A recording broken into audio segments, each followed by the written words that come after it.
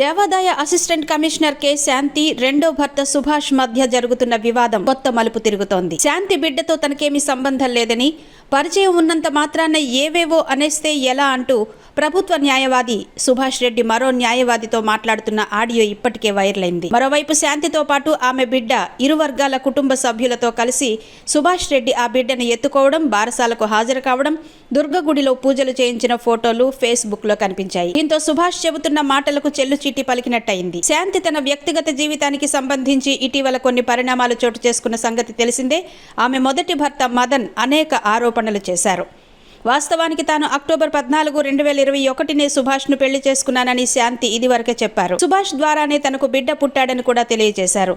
తనపై బురద జల్లేందుకే మొదటి భర్త మదన్ లేనిపోని ఆరోపణలు చేస్తున్నాడని ఇటీవల మీడియా ఎదుట కూడా చెప్పారు. ఆమె గర్భంతో ఉన్నప్పటి నుంచి బిడ్డ బారసాల వరకు రెండో భర్త సుభాష్తో ఉన్న ఫోటోలన్నీ వైరల్ అవుతున్న నేపథ్యంలో ఆయన ఇప్పుడేమంటారో చూడాలి. తాను DNA టెస్టుకు కూడా సిద్ధంగా ఉన్నానని చెబుతుండడంపై నెటిజన్లు ఆగ్రహం వ్యక్తం చేస్తున్నారు. బిడ్డ పేరు చివర రెడ్డి అని రాయించడం, వివిధ కార్యక్రమాల్లో శాంతితో కలిసి ఆయన పాల్గొనడం ఇప్పుడు చర్చనీయాంశంగా మారింది. ఏవో కొన్ని వైద్య ధృవీకరణ పత్రాలపై సంతకాలు కావాలంటే తాను సాక్షి సంతకం చేశానని, అంతకు మించి మరేమీ లేదని సుభాష్ చెబుతుండడాన్ని ఏమనుకోవాలి? సంతకం చేసినందుకు తనను ఇరికించారని సుభాష్ చెబుతున్న మాటల్లో ఎంతవరకు నిజముంది, ఏది అబద్ధం అన్న విషయం తేలాల్సి ఉంది.